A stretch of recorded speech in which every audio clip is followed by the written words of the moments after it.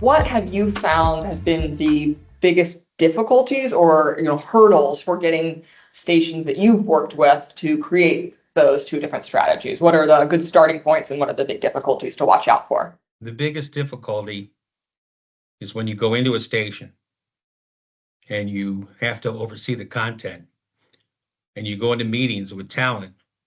I hear this line: we've always done it this way.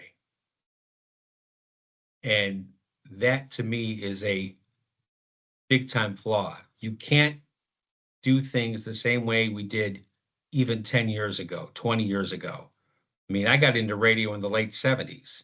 I was playing records and carts in a studio, and it was very different because there were only three areas of media: newspaper, television, and radio.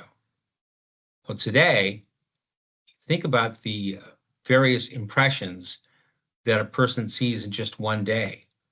It's a ridiculous number. And so you have to have different strategies and understand that you got to understand the behavior of the consumer and how they want things.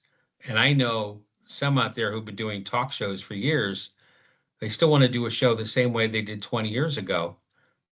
It's not going to work anymore because as the younger demos evolve, they have different desires than those that listen for a long time and have moved into, say, to a 35, 64-year-old demo. So I think that's the biggest thing is, you got to look for different ways to do things, and you got to tailor your content approach to the audience demographics you're interested in. You can't just accept, well, we'll just go with 35, 64. I don't buy that. But you got to find a way to connect with those younger demos.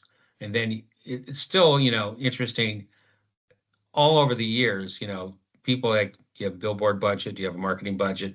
And I've worked at stations that had the big budget, but I've also worked at ones that didn't. But if the content is good enough, people seek it out regardless.